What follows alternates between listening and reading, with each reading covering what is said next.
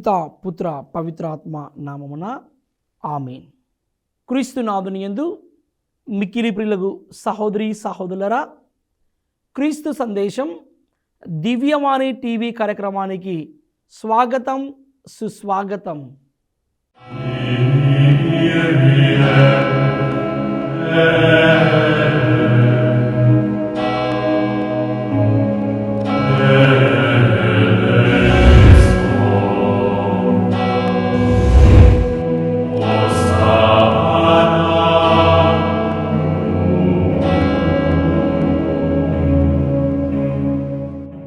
లూకాసు వార్త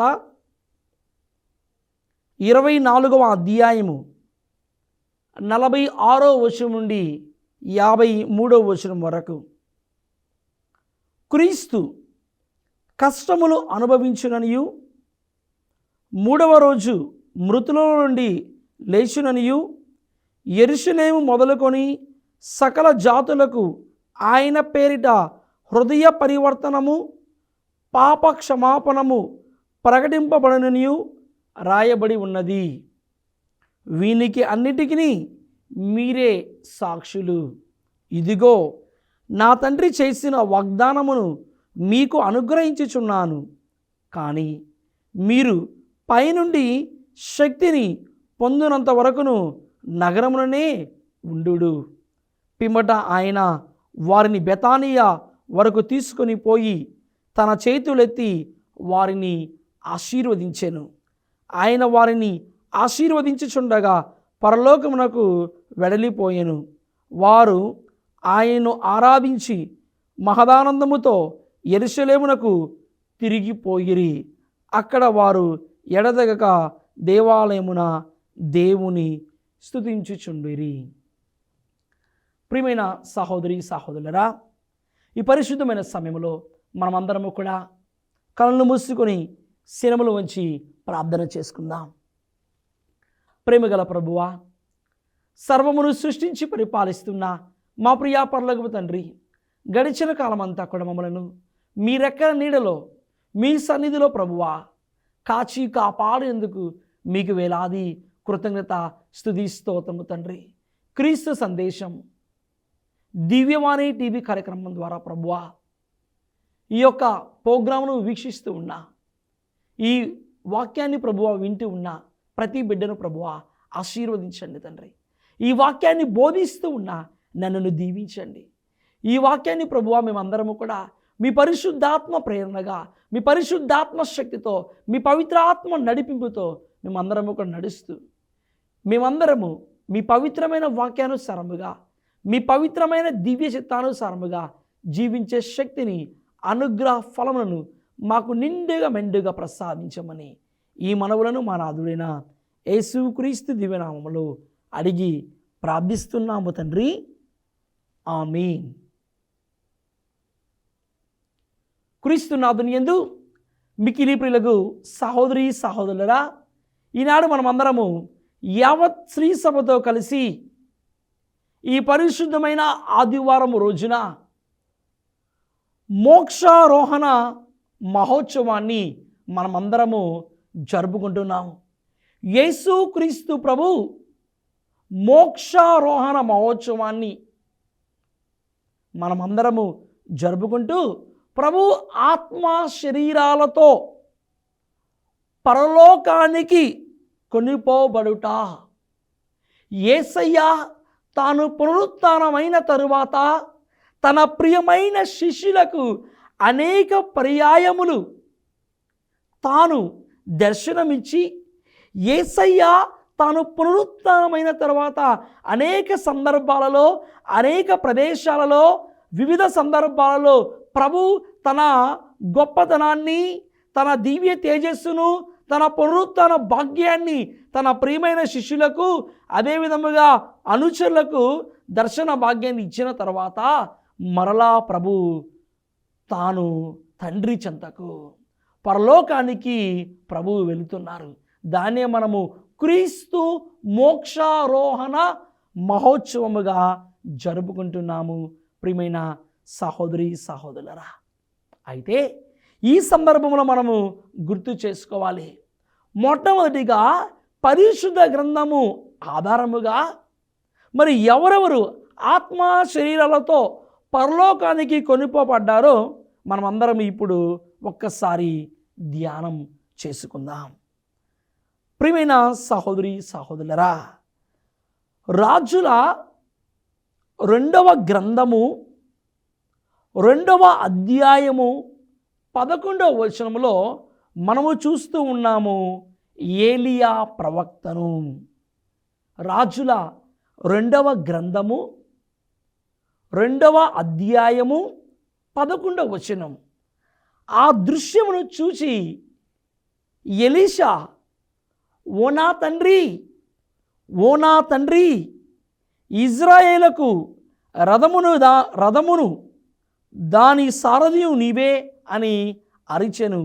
ప్రియమైన సహోదరి సహోదరా, ఇక్కడ సందర్భం ఏమిటంటే ఏలియా ప్రవక్త ఆత్మ శరీరముతో కొనిపోబడుతున్న సమయంలో తన ఏలియా ప్రవక్త తర్వాత ఉన్న ప్రియమైన శిష్యుడు ఎలీషా చూస్తూ ఉన్నారు. వారింకను మాటలాడుకొనుచు ముందుకు సాగిపోవుచుండగా నిప్పు గుర్రములు లాగు అగ్ని రథం ఒకటి అకస్మాత్తుగా వారి నడుమ ప్రవేశించెను. వెంటనే సుడిగాలి చేత ఏలియా ఆకాశమునకు ఆరోహణమాయెను. ప్రియమైన సహోదరి సహోదరా, వాక్యంలో చాలా స్పష్టంగా మనము చూస్తూ ఉన్నాము.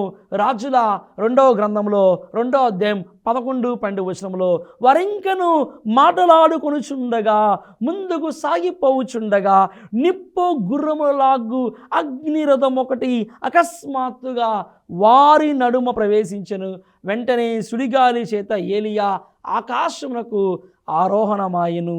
ఆ దృశ్యమును చూచి ఎలీషా, ఓ నా తండ్రి, ఇజ్రాయేలుకు రథమును దాని సారథియు నీవే అని అరిచెను. ఆ మీదట ఏలియా అతనికి కనిపింపలేదు. ప్రియమైన సహోదరి సహోదరులరా, అదేవిధంగా మనము చూస్తూ ఉన్నాము పరిశుద్ధ గ్రంథములో ఆదికాండము 5వ అధ్యాయం 24వ వచనంలో మరొక వ్యక్తిని హానోకు నీతిమంతమైన జీవితాన్ని దేవుని యందు జీవించాడు కాబట్టి మరి ఆత్మ శరీరముతో పరలోకానికి కొనుపోబడెను. ప్రియమైన సహోదరి సహోదరులరా, ఏలియా ప్రవక్తను చూశాము, మనము హానోకును చూశాము. అదేవిధముగా ఈనాటి సువిశేషపట్నంలో చూస్తూ ఉన్నాము. లూకాసు వార్త 24వ అధ్యాయము 51వ వచనంలో ఆయన వారిని ఆశీర్వదించుచుండగా పరలోకమునకు వెడలిపోయెను అనగా ఎవరు? యేసుక్రీస్తు ప్రభు. అదేవిధముగా మన కథోలిక శ్రీ సభ చరిత్ర ప్రకారముగా మనము ధ్యానించినట్లయితే పరిశుద్ధ తల్లి అమ్మ మరియమాతను మనము చూస్తూ ఉన్నాము. ఆగస్టు 15వ తారీఖున మనమందరము జరుపుకున్నాము దేవమాత మోక్షారోపణ పండుగ. ప్రియమైన సహోదరి సహోదరులరా, మనమందరము ధ్యానిస్తున్నాము మహిమదేవ రహస్యములు 4వ గురుతు మరియ తల్లి ఆత్మ శరీరముతో మోక్షానికి ఎత్తబడుట. దాన్నే మనము దేవమాత మోక్షారోపణ మహోత్సవముగా మనము జరుపుకుంటున్నాము. అనగా వీరందరూ కూడా పరిశుద్ధమైన బిడ్డలు. మరి వాళ్ళు ఏలియా ప్రవక్త, హానోకు వారి యొక్క విశ్వాస సంబంధమైన జీవితము, నీతివంతమైన జీవితం ద్వారా, మంచి జీవితం ద్వారా వారందరూ కూడా పరలోకానికి మరి వెళ్ళారు. మరియ తల్లి పరిశుద్ధమైన జీవితం ద్వారా, మంచి విశ్వాస జీవితం ద్వారా ఆమె కూడా ఆత్మ శరీరములతో మోక్షానికి తీసుకొని వెళ్ళబడ్డారు. ప్రియమైన సహోదరి సహోదరులరా, మరి ఈ పండగ రోజు, ఈ మోక్షారోహణ మహోత్సవం రోజు మనమందరము తెలుసుకోవలసిన గొప్ప విషయం ఏంటంటే మనము కూడా యేసుక్రీస్తు ప్రభువుకి సాక్షులుగా జీవించాలి. ప్రభువు ఏ విధముగా అయితే తన పునరుత్థాన దర్శనాల ద్వారా, తన పునరుత్థాన భాగ్యము ద్వారా అనేక మంది శిష్యులకు, అనేక మంది అనుచరులకు అగపడి శాంతి కలుగునుగాక, వారిలో విశ్వాసాన్ని పెంపొందించి మరలా తాను వెళ్ళబోచున్న సమయంలో, ఇదిగో నేను మీ తర్వాత నేను వెళుతున్నా కదా, నేను వెళ్ళిపోయిన తర్వాత మీకొక ఆదరణకర్తను పంపిస్తున్నానని ప్రభువు మనందరికీ కూడా అభయం వసుకుతున్నారు, వాగ్దానము చేస్తున్నారు. ప్రియమైన సహోదరి సహోదరులారా, యోహాను సువార్త 14వ అధ్యాయము 16వ వచనంలో ధ్యానిస్తూ ఉన్నాము. నేను తండ్రిని ప్రార్థింతును, మీతో ఎల్లప్పుడూ ఉండుటకు మరొక ఆదరణకర్తను ఆయన మీకు అనుగ్రహించును. ఆయన సత్య స్వరూపియగు ఆత్మ. లోకము ఆయన్ను చూడదు కనుక ఆయన్ను పొందజాలదు, మీరు ఆయనను ఎరుగుదురు కనుక ఆయన మీతో నివసించును, మీ యందు ఉండును. అదేవిధముగా యోహాను సువార్త 14వ అధ్యాయం 26వ వచనంలో చూస్తున్నాము. కానీ నా నామమున తండ్రి పంపనున్న ఓదార్చువాడు, అనగా పవిత్రాత్మ మీకు సమస్త విషయమును బోధించి నేను చెప్పినవన్నీ మీ తలపునకు తెచ్చును. అవును ప్రియమైన సహోదరి సహోదరులరా, మనమందరము ధ్యానం చేసుకోవాలి, మనమందరము గుర్తు చేసుకోవాలి. ఈ మోక్షారోహణ మహోత్సవం రోజు మనమందరము కూడా దేవునికి ప్రియమైన బిడ్డలుగా, దేవునికి నిజమైన సాక్షులుగా జీవించాలి. క్రీస్తు సందేశం కార్యక్రమంలో ఇప్పుడు ఒక చిన్న విరామం తీసుకుందాం.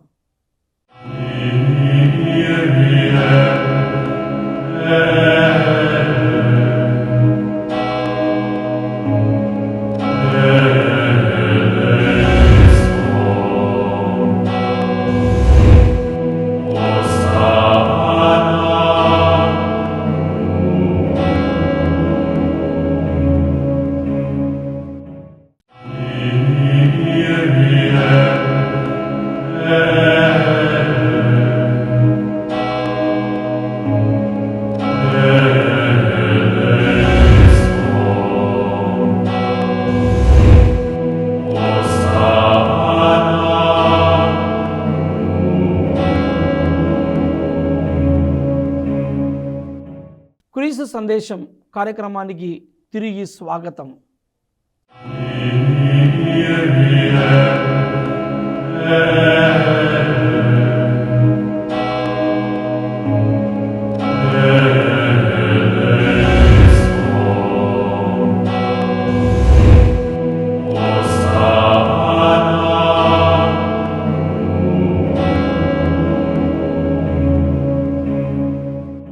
ప్రియమైన సహోదరి సహోదరురా, మరి ఈ సందర్భంలో ప్రభువుని యొక్క మోక్షారోహణ మహోత్సవాన్ని జరుపుకున్న మనం అందరము కొన్ని బైబిల్ గ్రంథ ఆధారం ధ్యానం చేసుకుందాం.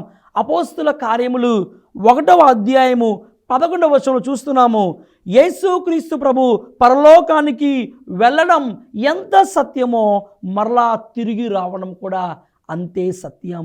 ఈ మోక్షారోహణ మహోత్సవం రోజు మనం ధ్యానం చేస్తూ ఉన్నాం. సాక్షులుగా జీవిస్తూ, ఆయనకు ప్రియమైన బిడ్డలుగా జీవిస్తూ, ఆయనకు విశ్వాసపాత్రులుగా జీవిస్తూ మనము యేసుక్రీస్తు ప్రభు పరలోకానికి ఏ విధముగా మరి వెళ్ళారో చూస్తూ, గలిలయులారా, మీరు ఎందుకు ఇంకను ఇక్కడ నిలిచి ఆకాశం వైపు చూచుచున్నారు?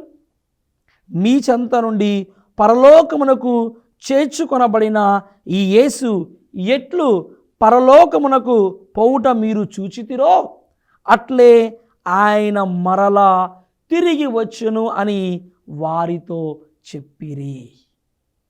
లూకాసు అపోస్తుల కార్యములు 1వ అధ్యాయము 8వ వచనంలో మనం ధ్యానం చేస్తూ ఉన్నాము. అయినను పవిత్రాత్మ మీ పైకి వచ్చినప్పుడు మీరు శక్తిని పొందుదురు కనుక మీరు యెరూషలేములోను యూదయ సమరియా సీమల యందును అంతటను భూ దిగంతముల వరకు నాకు సాక్షులై ఉండెదరు. ప్రియమైన సహోదరి సహోదరురా, మరి మనం ధ్యానం చేసినట్లుగా యేసుక్రీస్తు ప్రభు తన తండ్రి చెంతకు ఆ పరలోకానికి వెళుతూ తాను వెళ్ళిపోయిన తర్వాత మనందరినీ నడిపించడానికి, శిష్యులను నడిపించడానికి ఒక ఆదరణకర్తను, ఒక సత్య స్వరూప్యకు ఆత్మను, ఓదార్చు వాళ్ళను పంపిస్తున్నారు.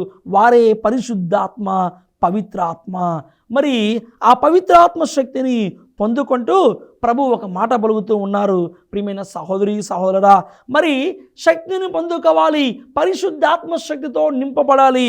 మరి వాళ్ళందరికీ ఈ మాటలు, పవిత్రాత్మ మీ పైకి వచ్చినప్పుడు మీరు శక్తిని పొందుదురు కనుక మీరు యెరూషలేములోను, ఇక్కడ మనం 4 సందర్భాలు చూస్తున్నాం. యెరూషలేములోను, యూదయలోను, సమరయలోను, భూదిగంతముల వరకు సాక్షులై ఉండవలెను.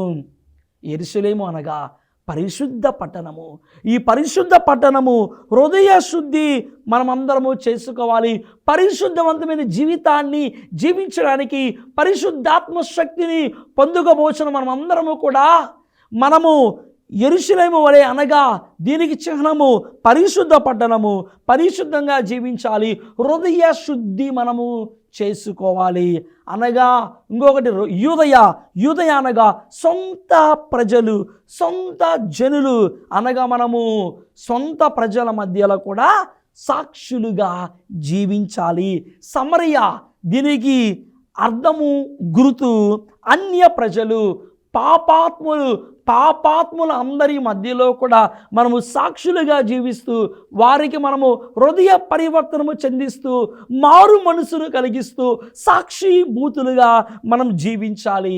వాక్యములో వింటూ ఉన్నాము, ప్రియమైన సహోదరి సహోదరులారా, భూ దిగంతముల వరకు నాకు సాక్షులై జీవించుడు, అనగా అందరి మధ్యలో మనము సాక్షులుగా ఉండాలి. ప్రియమైన సహోదరి సహోదరులారా, ఈ క్రీస్తు మోక్షారోహణ మహోత్సవం రోజు మనమందరము ఏ విధంగా సాక్షులుగా ఉండాలంటే, మనము హృదయ శుద్ధి గావించుకొని పరిశుద్ధుల మధ్యలో, మరి పుణ్యాత్ముల మధ్యలో కూడా మనము సాక్షులుగా ఉంటూ, అదే విధముగా యూదయ అనగా సొంత ప్రజల మధ్య, స్వజనుల మధ్య మనము సాక్షులుగా ఉంటూ, మరి సమరయ అనగా అన్యుల మధ్య, పాపాత్ముల మధ్య, త్రోసి వేయబడిన వారి మధ్య మనము సాక్షులుగా ఉంటూ భూ దిగంతముల వరకు నలుదిక్కులాగా మనం వెళ్ళి దేవుని సువార్తను ప్రకటించడం ద్వారా మనము సాక్షులుగా ఉంటూ ఉన్నాము. అటువంటి సాక్షి భూతమైన జీవితాన్ని, అటువంటి నిజమైన సాక్షులుగా జీవించిన వారే యేసు క్రీస్తు ప్రభుని అనుసరించిన అపోస్తులు, శిష్యులు. ప్రియమైన సహోదరి సహోదరులారా, ఈరోజు నీవు నేను కూడా ఈ పవిత్రమైన మహోత్సవం రోజున, ఈ గొప్ప పండుగ రోజున మనము కూడా యేసు క్రీస్తు ప్రభు సువార్త పరిచర్య కొరకు మనము సాక్షులుగా జీవించడానికి పిలువపడ్డాము. సాక్షిభూతమైన జీవించడానికి మనందరినీ కూడా ప్రభు ఈరోజు ఆహ్వానిస్తూ ఉన్నారు. ప్రియమైన సహోదరి సహోదరా, అపోస్తలుల కార్యములు 5వ అధ్యాయము 41వ వచనం ధ్యానం చేస్తున్నాము. యేసు నామము కొరకు అవమానములు పొంద యోగ్యులమైతిమి అని వారు సంతోషముతో ఆ విచారణ సభ నుండి వెడలిపోయిరి. ప్రియమైన దేవుని బిడ్డ, నువ్వు యేసు క్రీస్తు నామము కొరకు, యేసు క్రీస్తు పేట నువ్వు ఎన్ని ఇబ్బందులు ఎదురైనా, ఎన్ని కష్ట నష్టాలు ఎదురైనా, ఎన్ని హింసలకు గురి అయినా సరే, నేను నమ్ముకున్న దేవుడు బలవంతుడు, నేను నమ్ముకున్న యేసు క్రీస్తు ప్రభు నన్ను రక్షిస్తారన్న ధైర్యము, అభయము ఈరోజు మనకు ఉండాలి. ప్రియమైన సహోదరి సహోదరులారా, ఎందుకంటే మన యేసయ్య మరణాన్ని జయించిన దేవుడు. మన యేసయ్య మరణాన్ని జయించి పునరుత్థానాన్ని వసగి మనల్ని కూడా తన మహిమాన్వితమైన భాగస్వామ్యములో, మనల్ని కూడా తన రాజ్యంలో చేర్చుకుంటున్నారు. ఇదిగో ప్రియమైన దేవుని బిడ్డ, నేను ప్రభు అంటున్నారు, నేను ఏ విధంగా అయితే తండ్రి దేవుని చిత్తాన్ని ఈ లోకంలో నెరవేర్చి, నేను 3వ రోజున మరి మరణాన్ని జయించి పునరుత్థానమై మరలా మీ మధ్యకు వచ్చి అనేక దర్శనాలు చూపించి మరలా నేను తండ్రి వద్దకు ఏ విధముగా వెళుతూ ఉన్నానో, మీరు కూడా మీ విశ్వాస జీవితంలో ఆ దేవుణ్ణి అనుసరిస్తూ మీ చివరి గమ్యము, మీ చివరి లక్ష్యము మరలా ఆ దేవుణ్ణి చేరుకోవడమే, మరలా పరలోక రాజ్యానికి మనమందరము కూడా వెళ్ళటమే. అందుకే మన గమ్యం, మన చూపు, మన లక్ష్యం ఎటువైపు ఉండాలంటే పరలోకం వైపు మాత్రమే ఉండాలి. మన గమ్యం, మన చూపు ఆయన రాజ్యములో మనమందరము ప్రవేశించడం. అదే క్రీస్తు ప్రభుని మోక్షారోహణ మహోత్సవం ఈరోజు మనకు నేర్పుతుంది ప్రియమైన సహోదరి సహోదరులారా. కాబట్టి మన మోక్షారోహణం కావాలంటే మన మరణానికి కూడా మనమందరము సిద్ధపడి మోక్షారోహణం అవ్వాలి. మనము అనునిత్యము కూడా సిద్ధపడి మనమందరము జీవిస్తూ ఉండాలి. పునీత పౌలు భక్తుడు కొరింథీయులకు రాసిన మొదటి లేఖ 15వ అధ్యాయము 14వ వచనం ధ్యానిస్తున్నాము. క్రీస్తు లేవనెత్తబడినచో మీ బోధన వ్యర్థమే, మా విశ్వాసమును వ్యర్థమే. ప్రియమైన సహోదరి సహోదరులారా, మరి ప్రభువా నీ పరలోక జీవితము నాకు కావాలి.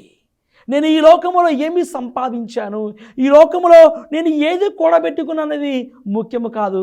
నేను ఈ లోకములో ఉండగా నేను నీకు ఎంత విశ్వాసపాత్రుడుగా, నేను ఈ లోకములో ఉండగా నేను ఎంత విశ్వాసపాత్రులుగా జీవించి పరలోకములో ఆ నివాసాన్ని, పరలోకములో ఆ నిత్య నివాసాన్ని కూడబెట్టుకోవడానికి, పరలోకములో ఆ నిత్య నివాసాన్ని సాధించడానికి, పొందుపరచడానికి నేను సిద్ధపడి ఉన్నానా? ఆత్మపరిశీలన చేసుకో ప్రియమైన దేవుని బిడ్డ. యోహాను సువార్త 14వ అధ్యాయము 2వ వచనం ధ్యానిస్తూ ఉన్నాము. నా తండ్రి గృహమున అనేక నివాసములు కలవు, లేకున్నచో నేను మీతో అట్లు చెప్పను. నేను మీకు ఒక నివాస స్థానమును సిద్ధము చెయ్యబోచున్నాను. నేను వెళ్ళినచో మీకు ఒక నివాసమును సిద్ధపరిచి మరలా వత్తును. నేను ఉండు స్థలమని మీరును ఉండునట్లు మిమ్మల్ని నా యొద్దకు చేర్చుకుందును. ప్రియమైన సహోదరి సహోదరులారా, మనమందరము కూడా ప్రభుని మాటలు ఆలకించిన మనము ఈ లోకంలో జీవిస్తున్న సమయంలో పుణ్య కార్యములు, మంచి కార్యములు మనమందరము చేస్తూ పరలోకములో మనకంటూ ఒక నివాసమును సిద్ధము చేసుకోవాలి. ఆ పరలోకములో నివాసమును సిద్ధము చేసుకోవాలంటే మనమందరము దేవునికి ప్రియమైన బిడ్డలుగా జీవిస్తూ ఈ ప్రభు మోక్షారోహణ మహోత్సవం రోజు మనమందరము ఆయనకు సాక్షులుగా జీవించుదాం.